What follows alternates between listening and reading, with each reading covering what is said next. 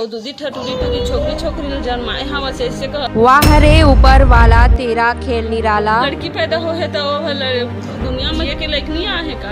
Doctor को भी बेटियां रास न आया। लड़की पैदा करे है का मतलब ये थोड़ी है कि जो हमोर गलती है। क्या बेटी को जन्म देकर माँ गलत कर बैठी? और ससुर है इसलिए चूड़ी पहनावो जाता है काय कर लेबे। क्या बेटी को जन्म देना गुनाह है? आखिर समाज बेटा बेटी में भेद को मिटा पाएगी? कानून आखिर कहाँ है? क्या दहेज प्रथा समाज से कभी खत्म होगी?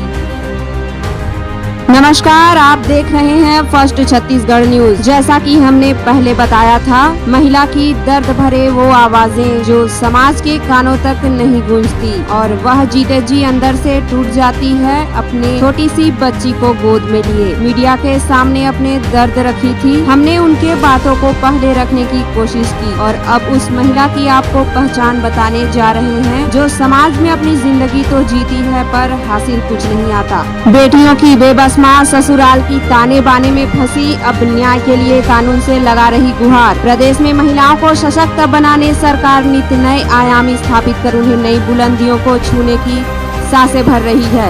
वहीं आज समाज में महिलाएं अपने ही घर में घरेलू हिंसा का शिकार होती दिख रही हैं।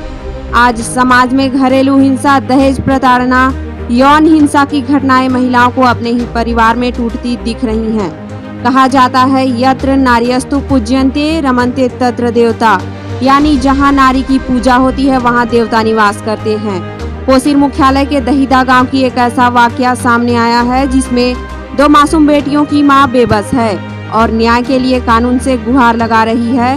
प्रीति डहरिया मीडिया को अपने पक्ष रखते हुए कहती है कि उनका विवाह सारंगढ़ मुख्यालय के चुरेला निवासी MBBS डॉक्टर लोकनाथ डहरिया से 2019 में विवाह हुआ था। विवाह के कुछ दिन तक सब ठीक था, फिर डॉक्टर और उनके परिवार के लोग दहेज में कुछ नहीं लाई कहकर ताने कसते और प्रताड़ित करते हुए मारपीट करते। वहीं प्रीति ने यह भी कहा कि उसका पति डॉक्टर का उसके जेठानी के साथ नाजायज संबंध है जिसे वह स्वयं अपने आंखों से देख ली थी और अपने पति को मना भी की पर उनके बातों को कोई तवज्जो नहीं दिया गया। जब उनकी हकीकत को सामने से देख ली, उस दिन से मेरे साथ और भी प्रताड़ना शुरू होगी। मैं अपने छोटी बच्ची को पेट में थी तो मेरे साथ मारपीट कर भ्रूण हत्या करने का प्रयास भी किए। इस तरह मैं अपने ससुराल में प्रताड़ित होती रही। सामाजिक पंचायत भी हुए पर मुझे न्याय नहीं मिल सका। 29 दिसंबर 2022 को मेरे साथ मारपीट किए जान का खतरा हो गया, जिसकी शिकायत सारंगढ़ थाने में की हूँ।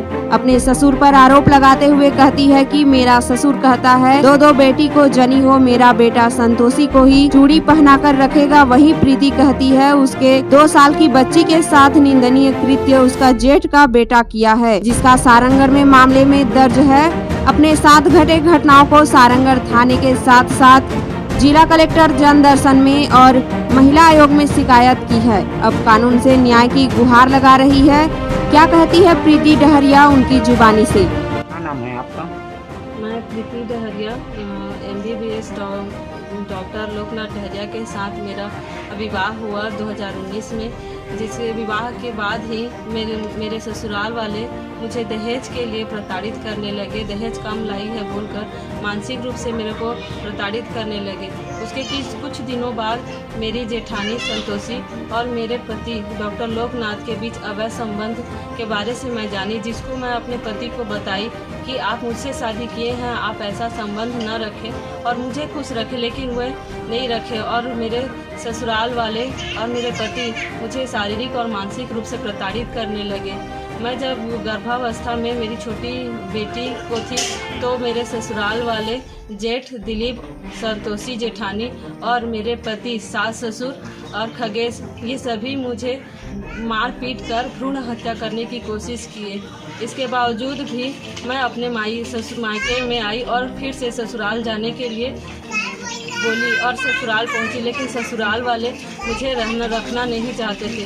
और जब समाज वाले, गांव वाले उपस्थित थे, उसी समय मेरे ससुर जी बोले कि मेरी जेठानी संतोषी को ही चूड़ी पहनाएंगे, तो तुझे रहना है तो रह, वरना जाना है तो जा बोले। लेकिन अपना रिश्ता बचाने के लिए मैं अपने ससुराल में ही रुक गई। मेरी 2 छोटी छोटी बेटियां हैं, इस वजह से मेरे ससुराल वाले लड़की पैदा की है बोलकर मेरे को प्रताड़ित करते हैं।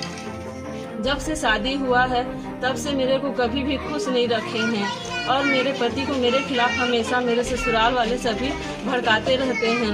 मैं नहीं चाहती थी अपने पति को छोड़ना, इसलिए मुझे मेरे ससुराल वाले मुझे 29 दिसंबर 2022 को मैं थाना में लिखित रूप से थाना में सूचना दी हूँ, लेकिन उसके बाद भी कोई कार्यवाही नहीं किए हैं। मेरे जेठ जी दिलीप और मेरे पति के द्वारा कहा गया बात कि हम लोग सेकेंड क्लास ऑफिसर हैं, तो हम लोग का कुछ नहीं कर सकती बोलकर बोले थे। इस वजह से मैं जन दर्शन में कलेक्टर मैडम के पास भी गई थी और वहाँ भी सूचना दी हूँ।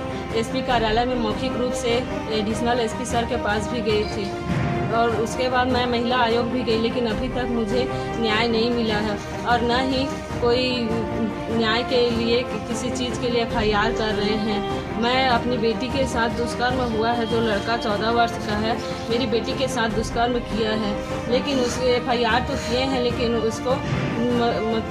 उसको अंदर नहीं किए हैं। वो ऐसे ही खुला घूम रहा है ना। मैं न्याय के लिए दर दर भटक रही हूँ। कृपया मुझे न्याय दिलाने में मेरी और मेरी बेटी को सहायता करें। मेरी और मेरी बच्चों का ज़िंदगी बर्बाद कर दिए हैं। मैं तो एक जने का सहारा बनकर गई थी, लेकिन मेरे ससुराल वाले 3-3 ज़िंदगी को बेसहारा कर दिए। अब मैं कहाँ जाऊँ, किसके पास रहूँ? और मैं न्याय का गुहार आप लोगों से कर रही हूँ, कृपया मेरी सहायता करें।